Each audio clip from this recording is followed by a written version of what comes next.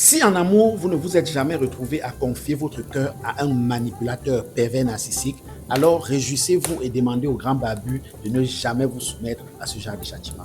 Vous savez pourquoi je parle de châtiment et surtout pourquoi je demande de remercier le grand barbu? Non.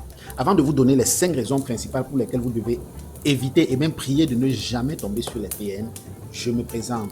Je suis Évariste Fokoussi, coach spécialisé en dynamique relationnelle. En bref, je vous aide à voir clair dans vos relations amoureuses. Du coup, allons dans le vif du sujet.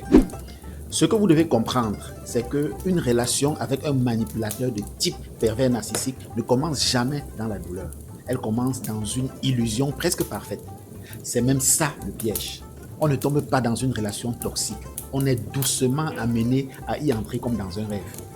Au début, tout est fluide, intense, presque irréel. Vous avez l'impression d'avoir enfin trouvé quelqu'un qui vous comprend, qui vous voit, qui vous valorise comme jamais auparavant. Et c'est précisément là que tout se joue, parce que ce n'est pas de l'amour, c'est une stratégie. Première raison pour laquelle vous devez éviter ces profils, c'est parce qu'ils vous font perdre votre identité sans que vous vous en rendiez compte. Ce n'est pas une perte brutale, ce n'est pas quelque chose de visible, c'est progressif, subtil, presque invisible. Vous commencez à douter de vos goûts, de vos choix, de vos réactions. Ce que vous aimiez hier ne devient pas assez bien aujourd'hui. Ce que vous étiez naturellement devient problématique aujourd'hui.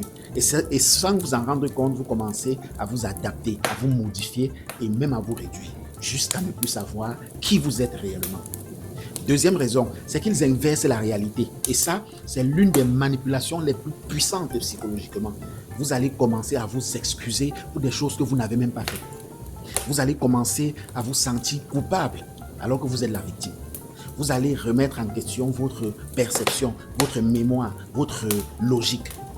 Donc, quand vous êtes dedans, vous ne voyez pas. Vous avez l'impression que c'est vous le problème. Troisième raison, c'est qu'ils créent une dépendance émotionnelle vraiment forte. Ils alternent entre moments de froideur et de chaleur. Un jour, vous êtes au sommet. Le lendemain, vous êtes ignoré, rejeté, même déstabilisé. Ce mécanisme crée un attachement encore plus puissant parce que votre cerveau va chercher à retrouver les moments positifs. Vous devenez accro à une version de la relation qui en fait n'existe pas vraiment. Et plus vous essayez de vous réparer, plus vous essayez de réparer la relation, plus vous vous enfoncez. La quatrième raison, c'est qu'ils détruisent votre estime personnelle, pas en vous attaquant frontalement, mais en instaurant des doutes constants, des petites remarques, des critiques déguisées, des comparaisons, des silences lourds de sens. À force donc, vous commencez à croire que vous n'êtes pas assez bien, pas assez intéressant, pas assez aimable. Et une fois que votre estime est affaiblie, vous devenez beaucoup plus facile à contrôler.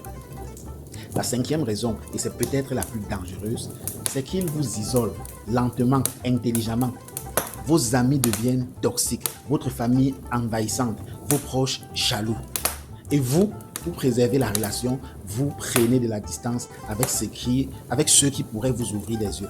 Résultat, vous vous retrouvez seul face à quelqu'un qui a désormais une emprise totale sur votre réalité.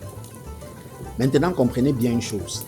Ce type de relation ne détruit pas seulement votre présent, elle impacte profondément votre futur.